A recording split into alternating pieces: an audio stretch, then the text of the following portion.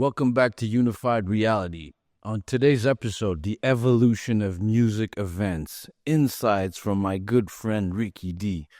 On the episode, we'll be talking about his journey, the evolution of music events, experiential and branded content, and much more, and a little sprinkle of AI. Rickey D, how are you, my friend? Man, it's great, man. It's been a minute since we connected. Been a minute, man. So, See ya. like, you were a mentor for us when we grew up, man. Like, It's every a pleasure, party, man. every cool thing in the city was brought to us by you. Oh man, that's a big compliment. But I had a lot of people that were working beside me, in front of me, and behind me. So I was just very dedicated to what I was doing, to the point that you saw me at the majority of the spots, the cool things that were All the cool things. Big man. So yes, we understand it. It's not always just us, right? We need a good team. Absolutely. But we also need good leaders, right? Yeah. So I definitely know you're a good leader. I saw you like from when I was probably 12 years old. I've been hearing your names. Seeing the flyers from back then. The flyer that I remember the most is Biggie. When he couldn't come though. Yeah. But that was like, I thought that was gonna be the craziest show ever. Yeah, well, like how that came about. Unfortunately, I wasn't one of the producers. I actually didn't think that Biggie was that poppin'. My old partner, Gary T, had approached me, and he said to me, he's bringing a guy named Notorious B.I.G, Biggie Smalls. I didn't think he was going to do any numbers, so I was like, I'm going to pass on this one. I'm not going to do it. Lo and behold, the show ended up selling out. I'm kicking myself in the head saying I should have jumped on that one. But, we all think we're geniuses when we already know now what the result is, right? So my man called me. Gary told me, listen, he has an issue with Biggie and his team. And they're at the border. So he said, I need you to go down there and talk to, him and his management and see if we can get him across. So what had happened is that a year before that, Biggie went to Toronto and he performed down there for a guy named Tony Duncan. Tony Duncan was a well-known black promoter from Toronto who had produced this show with Biggie. And it was sold out. But even back then, remember, it was 1 year after he was coming to us. And it was so packed that he didn't have enough security. So the fans ended up being the security. So Biggie was rapping, and somebody from the crowd got on the stage, took the mic out of his hands, and started to freestyle. So Biggie freaked out with his boy because he didn't come with many people. It's just maybe him and another guy. And they backed out of the place and they left. And they said that the next time they come to Canada, they're bringing their boys. So, bringing their boys meaning they're bringing guys that have felonies, guys who have had attempted murder, gun charges, you name it, he was bringing them. So now he's coming up to Canada. This time he's coming with a band. On top of the band, he's rolling with his crew.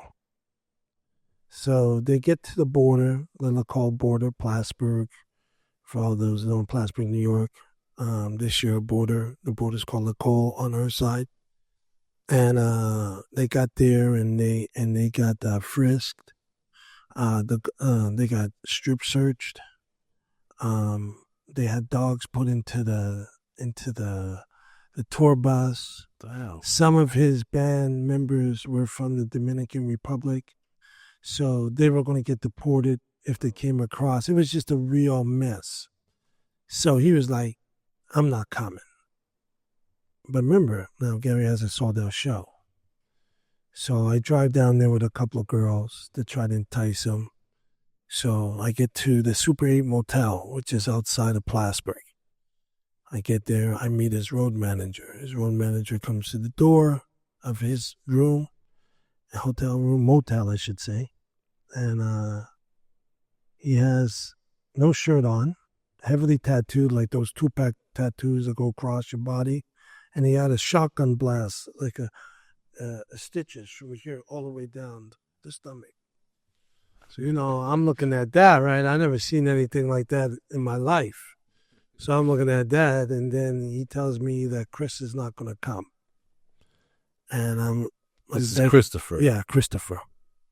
So I'm begging him, so to speak, and I said, look, I got some girls, I got some weed back in Canada, the booze, it's a sold-out show, we're ready, please. So then he said, okay, I'm going to text the manager. So he, back then we had the two-way. Yeah, we had the two-way and the pager and all of that. So he pays, the manager called from New York and into the motel. So I'm speaking to the manager. I say the same thing I said to the road manager. He said, listen, no problem.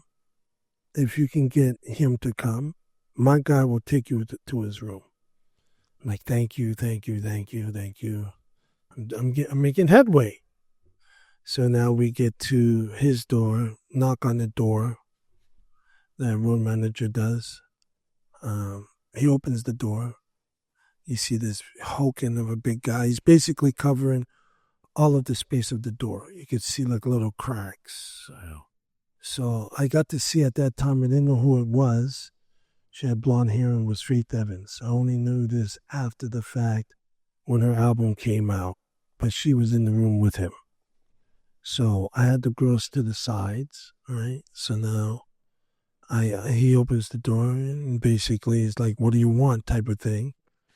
And I said, Canada's waiting for you. We're ready, sold out. Got the weed. I got the vehicle here. All you got to do is get in the car with your mans and let's go. And he looked at me. I was standing at the edge of the door, maybe a few feet outside because I didn't want to step in this room.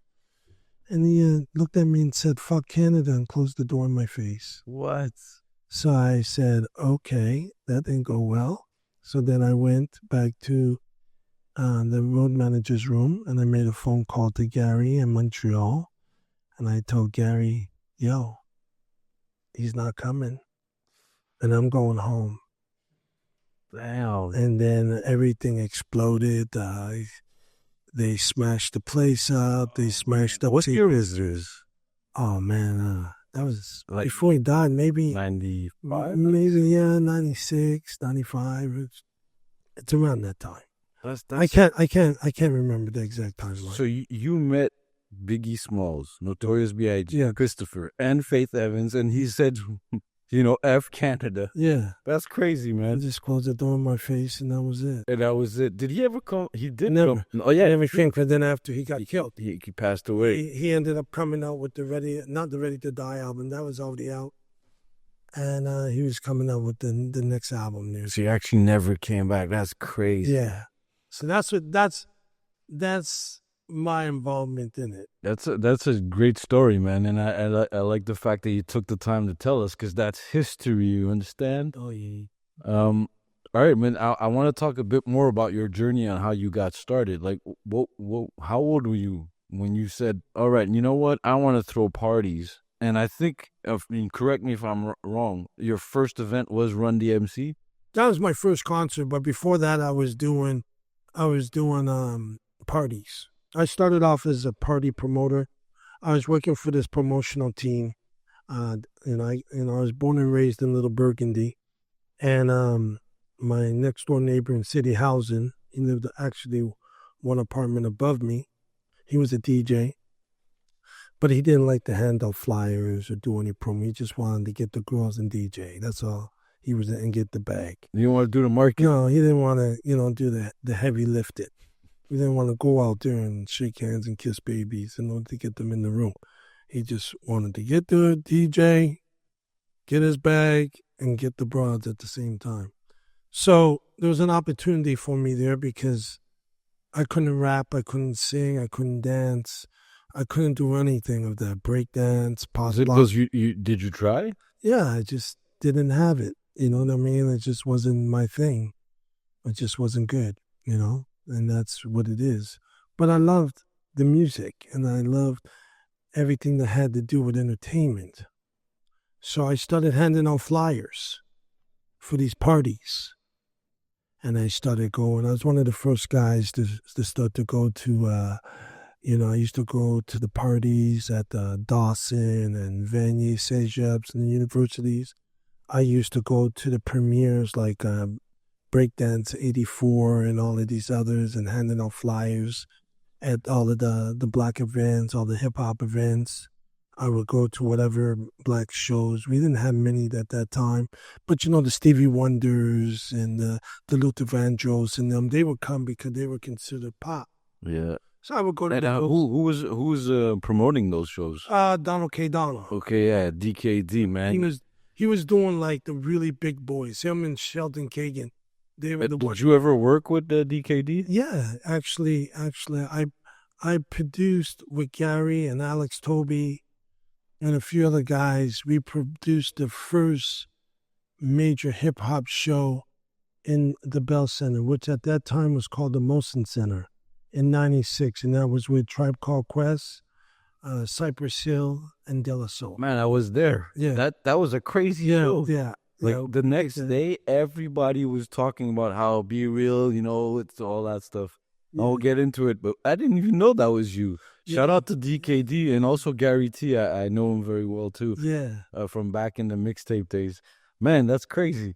But okay, let me just forward a little back. What age were you? Like your first party? Oh, I was maybe about 18, 17, 18. I've been going to clubs since I was 15 because I was tall. So, I was able to fool. And how was like hip hop and all of that and like marketing all of this? Was this easier back then?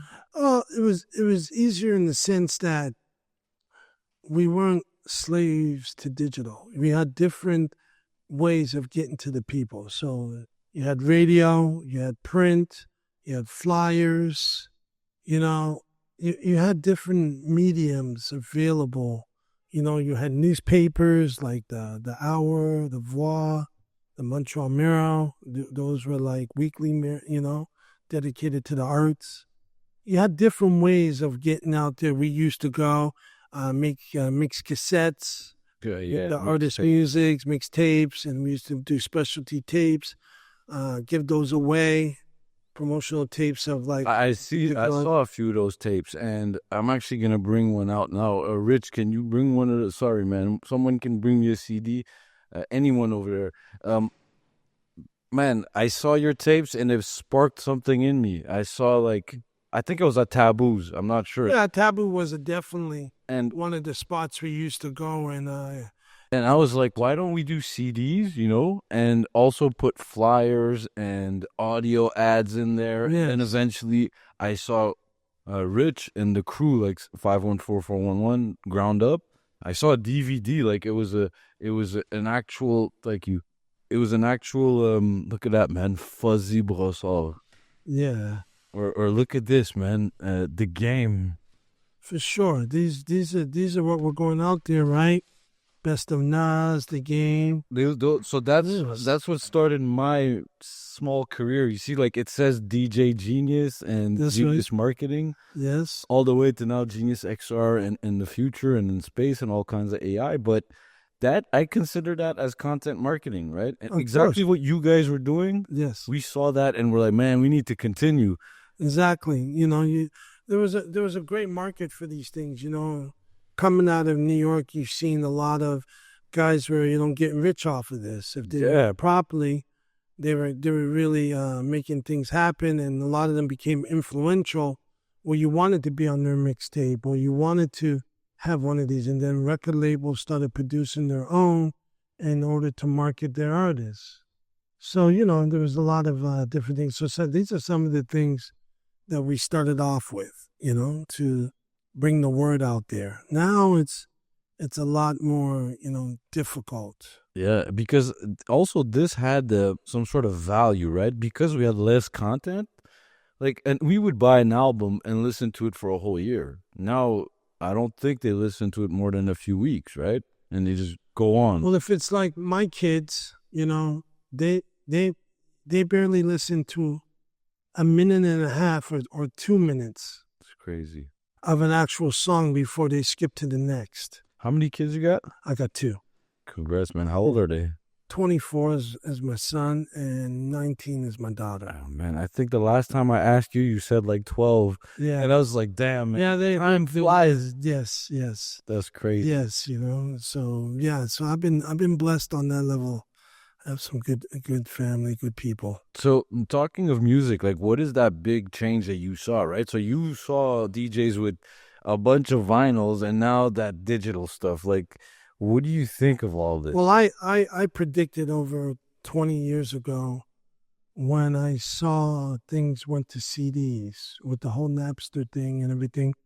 And I knew that the beginning of the end was happening when I saw Apple do a campaign and call it Rip It, Burn It. Oh, Remember? And that was a big campaign that basically encouraged the average person who had some power to the computer to start to rip out the music. Yeah. And that was a huge change of how we consume music, right? And music no longer became the domain of the exclusive, right? Also, I saw an explosion of artists. And by doing so, yeah, it's great, but it's like having a fridge. And metaphorically speaking, you go in the fridge, you have 3 things to choose from. Well, you're going to choose one of those 3, or you're not going to eat or drink, right? But when your fridge is full, now it becomes more difficult to choose what you're going to eat. You might just go to what you know. You might sample everything, or you might be overwhelmed by what you see and don't take anything at all. Well said. I feel like it's the same for content, right? Yes. Like video, pictures, everything really, games, movies. Yes. That's a good point you're saying. Now, what do you think the impact is? So the impact is that we have more artists, but the value of music is also gone, right? It's gone, now it's... I also wanted to make it in music now is 2 different ways. Either you have to be co-signed by somebody who's there, or you have to be extremely lucky and be in the right place where, for some reason, the fan gravitates to you. There's guys who spent their whole lifetime trying to get that co-sign, never got it. There's guys out there who have tried, artists, male and female, who have tried and never was able to achieve the satisfaction of commercial viability, right, of doing it. So, they either get discouraged, stop doing it, or they continue to grind till there's nothing to grind anymore. Or they get lucky. Some do get lucky. Lucky is when, my version of lucky is when preparation meets opportunity. That's exactly it. And that's my version of luckiness. If they're ready and they're in the right place, they might get the shot. But who's to say? So has the evolution of music, example, having like record pools, right, and DJs, them not interacting with music the same thing, has it changed events? Like, are events record different? Pools, like, I'll give you an example. If you look at a record pool, back in the day, they were pushing vinyl. Then they were pushing CDs. So you would release a certain amount of records. That made the record exclusive. So if a DJ was able to get one of those records, right, they were in an exclusive domain in which they would play it. Because there's many other DJs that wanted it but couldn't get it. They couldn't get it. So that made them a notch above those ones who were mere mortals. So the key to that game was to get that record. So the record labels understood that. So they didn't release it to the point that every Tom, Dick, and Harry DJ can have it. I get it. At least at the beginning. And then once it reached a certain level of popularity, then they would blow it out. And they would it was a strategy behind it. And so I'm guessing that you would pick those DJs to do parties with, right? Some of them, yeah, because they're the most popular ones. They were the ones who were hustling, getting the kings. They were the best politicians. They knew how to politic with the promoters promoters liked them. They weren't ridiculously expensive. They knew how to work with them. They knew how to do their branding. That's good. That's well said, man. So you started, you've done so many events. I don't know if you know the count of it, how many you've done, but where are you at right now? Like, are you into like big events, smaller event festivals? Do you work with a lot of other promoters? I work with a bit of festivals. I mostly link myself up with Evenco. I have a long-standing history with them from the days of Donald K. Donald. Shout out to Vedco. Yeah, one of the key players in Evenco was myself and him, and a few of us went to high school together. We started in the business. He started in ska music, and then he evolved into being one of the founders of Oshiga and everything. So we've always maintained a very strong relationship. He comes from an indie background, so him and a few of his executives, they have an indie background. What does that mean? They know how to connect with people. It's not just a corporate machine who's just basically going to, they're corporate. So, they We understand you want to have to make money, but right, they got a machine, they got to be fed. But they also have a bit of humanity to them too. They're not as cold-blooded as, say, somebody who's never come from the corporate world. And, I'm in corporate from the indie world and are now placed into a corporate position. They know how to talk to you better and how to give you a little taste to keep you rolling. that's one of my questions I was going to ask you. How important is that, right? To know how the artist thinks to do a proper event, especially if it's a concert. Well, at the end of the day, it's not what the artist thinks, right? The artist lays out their masterpiece, and it's up to you to figure it out if you can do something with that masterpiece, right? All their language, all their conversation comes from their music. And this is why a guy like a Prince would very rarely do interviews, because for him, everything he needs to say is in that record. And listen to my music. That's right. Yeah. And I with it. And you'll know who I am. Yeah, it's true, because you could catch them off guard or not scripted, but that art piece, you have to listen to it. You got to listen to it. You got to make it happen. So, what are some of the big challenges? Like, I'm wondering, why don't we have like a hip hop festival in Montreal, or do we? Is Oshiaga considered a hip hop festival? So how come we don't have one? Well, we ended up having one with what's his name there, Oliver Primo. Oh yeah, he had that going on for a minute. True, I forgot. But they declared bankruptcy, right? Yeah, well, he got himself in a lot of troubles with a lot of unsavory people who basically, wanted to put him out of business because he tried to change his business model on them. And it doesn't work with those kind of people. Yeah, well, if you've promised something, you have to give them. If you're into them, you're into them. Yeah. Right? There's no like, well, see you later, buddy. It was nice doing business with you. I'll catch you when I see you. No. No, it's a blood life thing. Yeah, you're there until we say you can leave. Right? So that's what happened with him. Is there at some point that you wanted to do this? Like, absolutely. I was talking with Venko years before that. We were going to do the one with Greenland. We had meetings about it. But, we were all into our own little world of doing things.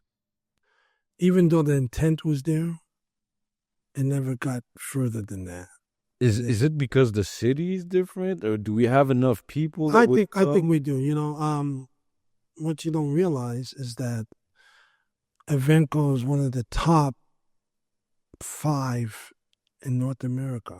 Yes, this I know. Okay, they're really so you don't. What they so you don't produce that many shows in a market unless it's working. So what does that mean? In light of Montreal's current history with the languages and all of that bullshit, still, Montreal still ranks up there as one of the cities that attracts the most concert goers in North America, let alone in the world, on a regular basis. Oh, yeah. Yeah, it's still up there. So, imagine Evenco, produces over 1,000 Yeah, 2000. it's a machine, You know, man. right. And Well oiled. you don't produce that many shows if you're not making money and people are not coming out. Yeah, it doesn't work out because at some point your You're fake thing dies off. and you're just bleeding so much money. Shout out to everyone that we know there. Yeah. You guys are doing a great job.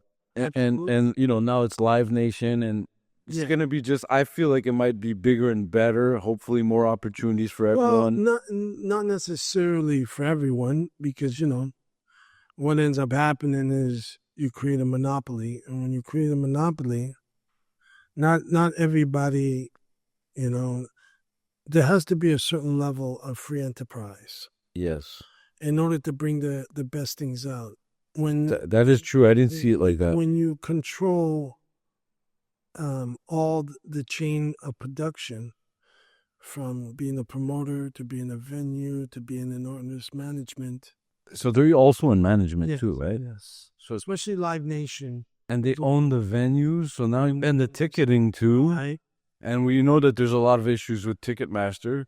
Well, you see what's happening with Ticketmaster and like, with the Department of Justice coming for them for antitrust. Yeah, well, man, there's a lot of bots and all kinds of different schemes going on there. Like, I'm a programmer, I could see it. Like, I'm like, man, if I could see it for sure, FBI seeing it. Yeah, I totally did not look at it like that. I'm like me, I was looking at it as a fan. I'm like, Live Nation is gonna bring us more shows, but looking at it as an entrepreneur, this is happening everywhere. You need free enterprise because, like, for free example, entrepreneur kills yes, the competition, right? Right. Competition is what leads to better pricing and better products. Exactly. Out on the streets, right? Yeah. Sometimes Evenko will see a show and they'll be like, I don't want to do that show. And now because they have the monopoly, right? And they've kind of set it up in a way where someone else can't come and say, I want that show. They're like, no, these guys have the exclusivity for Canada, let's say, and they're not taking it. So that's what happens. Where maybe with them, it's peanuts, but with a guy like me, it's gold. I get it. One man's treasure is another man's garbage. Yeah, well, this continent was built on free entrepreneurship. You need it. You need it. You need it in order to keep it. Doesn't mean that you can't be the top dog. It doesn't mean that, but you see, sometimes power corrupts. Yes. And it's unintentional. I don't think they came into a situation where they want to shut me out or they want to shut this guy out. But they look at other competitors. They start to lock down their assets. They overstep their boundaries because in the pursuit of locking down their assets, they went too far. Yes. So now it becomes a point that nobody can get in no more. Yeah, they're happy. They lock down, but there's a lot of people now who can't eat. And if they happen to fall into their bad books or they don't like them or they don't want to do nothing with them, then they're done. And that's not, there's a lot of artists who don't want to work with the Live Nations. They want to do things independently. Yeah.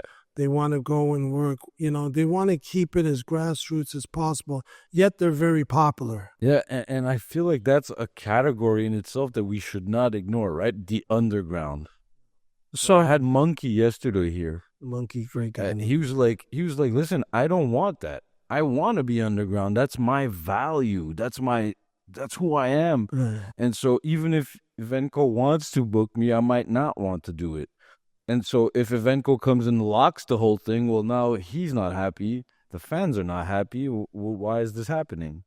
It's happening because I'd say his power gets them to respect. So what happens is shareholders, right? You have shareholders, you have investors. They don't look at the artist or the people at the company. They only look at numbers, and those numbers have to go up every quarter. That's right. Every quarter. Come on, guys, relax. There can't be growth forever, ever, ever. Sometimes there's less growth. That's why we're in a recession, right? Some people get very greedy, and then they think it's forever. But that's another combo. Cool, man. So I just want to touch up a little bit more on sponsorship and influencers. How much in today's world, and I know it shifted. You said that back then it had more value. The CD had more value than a 30-second video that someone watches. They have to see it 10 times to know what they just saw. But putting that aside, like looking at today's landscape, do you use influencers to market events? Um, Not necessarily, no, because I didn't really grow up in that era of influencers. Um, I've always felt that if you had a great product, it will sell itself.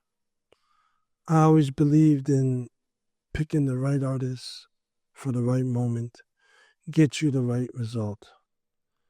You know, influencers can be a tricky business because if you don't have a real good relationship with them, they're looking for dollars because they're trying to shop their quote influence. But it doesn't mean that what they are capable of influencing is what you got. So I tend to not build into that as much. Is it because I'm old school?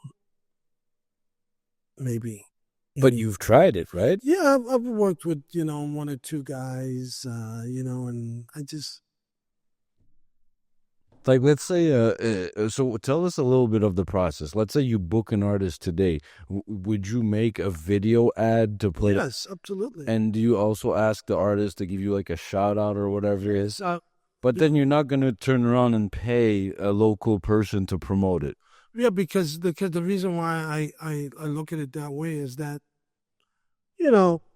I could look at a local influencer. They could have 1 million people on their social media, say their Instagram. Some of it could be bought, some of it could be not. Most of it might not even be from here. Here. Yeah, that's exactly what I was going to say. So how do I quantify giving them that money, knowing simply that it's not there? And then there's not one person, there's 20, 30, 40, 50 of them all claiming to be that guy. Yeah. So now, how do you choose which one is which?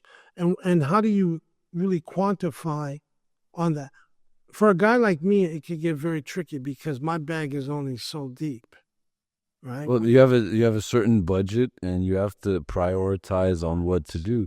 Right. And so I'm thinking you prioritize more on having an image and promoting it in the channels that already exist. So what I would do is instead of buying an influencer, I would, take that same money, maybe add a little bit more, and I would buy ads on Instagram or Facebook or TikTok. And you're seeing a better return on these? Yeah, I'm seeing, of course, I'm seeing. Because you directly link it to buying the ticket, right? No, not even, yes, of course. Great. Of course. I have a last segment for you, my friend. You are basically an entrepreneur. And what do you have like for the next upcoming entrepreneurs? What's the best advice you could give to a young person? No worries, man. No worries. Yeah, We had to shut off the AC, but it'll be back soon. It's like super hot in Montreal today. Crazy hot. We like it, but yeah, we also like AC. Yeah, you really do. And because there's all these lights, right, and all this equipment, everything's hot.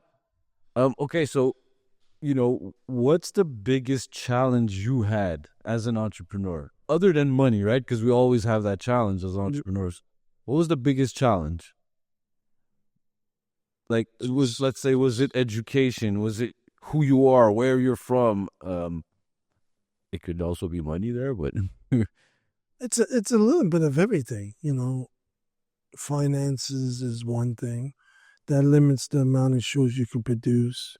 Down, in terms of different artists, different cities, different markets,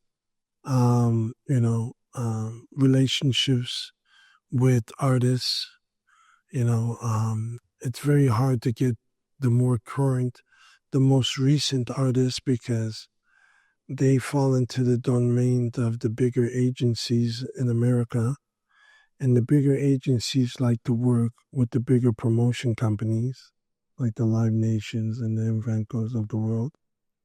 So they end up getting the first calls. At one time with hip hop, I was getting a call from Beverly Hills, from New York, from Paris, from London. Basically, all the biggest players would just, right, because we want to book a show. Because back then, hip hop was super thugging, right? And a lot of the mainstream didn't want to, deal with that. They thought it was too volatile for them, too violent, too this, too that. They just thought it was just. They were scared. They were scared. So they left it. They left it alone. But these agents needed to fill their routes. So a guy like me became very important. A guy like Gary T, the Alex Tobys and all of us, we became very important. Because if they call you could fill up that city or maybe even a few cities. Right. And then starting around 2000. Coming back to your point, sorry to cut you. So essentially, the corporate America has taken over. And this is not just in the music, it's almost everywhere. So, companies merging together, merging, and then having some sort of monopoly. But what would be your advice for someone that's young and wants to get into the music business or events? Be passionate. Do your research on the artists you want to bring. Understand that, you can win and you can lose. Build good budgets. Realize that there's a lot of people in that industry that love to take your money. Like suppliers? You're dealing with unscrupulous agents, crooked managements. You go and you send your money, because you have to send your money to them. So, imagine you're sending 20 G's to somebody. You never seen them before. You never talked to them before. You don't know what they look like. You don't know where they live. Nothing. That's crazy. All you know is you're sending 20 bands to that guy. This must have been so much more crazy back then when there was no internet. Because now you could at least search the guy, find something. Back then it must have been like, I don't even know who I'm giving my money to. Like, really? Yeah, but That's know what crazy. I mean? But back then, it was easier to talk to the legitimate agencies like the William Morrises, the CAs, the ICMs, you know what I mean? The UTAs. So now they don't even take the call anymore, I guess, right? Hardly. And when they do, they'll leverage your offer to someone else. To somebody else. Yeah, so they're like, oh, this small promoter. Yeah. And they say it like that, right? And then they're like, Live Nation, you pay this much more, we'll give it to you. Right. Or look, we got this guy sending us in for 20 bands. You want to give us 10. But he's sending it for 20. Okay, yeah. But this guy that's sending it for 20 really knows his music. So why aren't you matching his offer? Then they look, they go, oh, shit, maybe we should. And they take it. So, you get a lot of that going on. You get a lot of leverage, a lot of, agents playing younger promoters and experienced promoters at that. Excellent, man. It was great talking to you, Ricky. I loved having you on the show, man. Thank you very much, and you're welcome to come here anytime you want. Absolutely. I love what you're doing, man. You've definitely stepped up your game. Thank you, man. We will see you soon, man. Absolutely. Take care. Absolutely. Take care, everyone. Yeah.